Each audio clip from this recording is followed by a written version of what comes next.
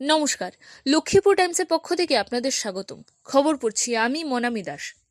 ৩১ December রাজ্যের প্রতিটি শিক্ষা প্রতিষ্ঠানে পাঠদান চললেও স্কুলে তালাবন্ধ ছিল লক্ষ্মীপুর শিক্ষাখণ্ড আধিকারিকের অধীনে থাকা ৪৯৩ নং লালপানি প্রাথমিক বিদ্যালয়ের ৩ জন শিক্ষক থাকা সত্ত্বেও কেহ স্কুলে উপস্থিত হননি। প্রায় সবসময়ই ছাত্রছাত্রীদের ভবিষ্যৎ নিয়ে খেলা করে আসছেন উক্ত স্কুলের প্রধান শিক্ষক সালিশ চৌধুরী। তার বিরুদ্ধে এমনই অভিযোগ করেছেন গ্রামবাসী। তাছাড়া স্কুলটির বর্তমানে নেই কোনো পরিচালন কমিটি। এই সুযোগকে কাজে লাগিয়ে কয়েক লক্ষ টাকা আত্মসাতের অভিযোগ উঠল। সরাসরি গ্রামবাসীরা ৪৯৩ নং লালপানি প্রাথমিক বিদ্যালয়ের প্রধান শিক্ষক সালিশ চৌধুরীর বিরুদ্ধে অভিযোগ তুললেন। তারা সাংবাদিকদের বলেন, ২ বছর আগে স্কুলের এমডিএম তহবিলে মোট ২,৭৪,০০০ টাকা ছিল, কিন্তু কোনো কাজ ছাড়াই এই টাকা আত্মসাৎ করেছেন প্রধান শিক্ষক। তাছাড়া শৌচাগার নির্মাণের জন্য ৩ লক্ষ টাকা এবং রান্নাঘর নির্মাণের জন্য ৪,৪০,০০০ টাকা মঞ্জুর হয়েছে।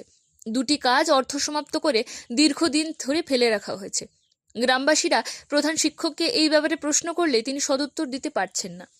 এই কাজের পেছনে কী রহস্য লুকিয়ে রয়েছে?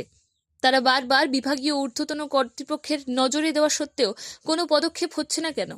এটাই সন্দেহের দানা বাঁধছে। তারা বিষয়টি রাজ্যের মুখ্যমন্ত্রী হিমন্ত বিশ্ব শর্মা, শিক্ষামন্ত্রী রনোজ পেগু, মন্ত্রী কৌশিক রায়ের দৃষ্টি আকর্ষণ করে তদন্তের দাবি জানান। সেই সঙ্গে স্কুলের প্রধান শিক্ষক সালিশ চৌধুরীকে বরখাস্ত করার দাবি তুলে ধরেন।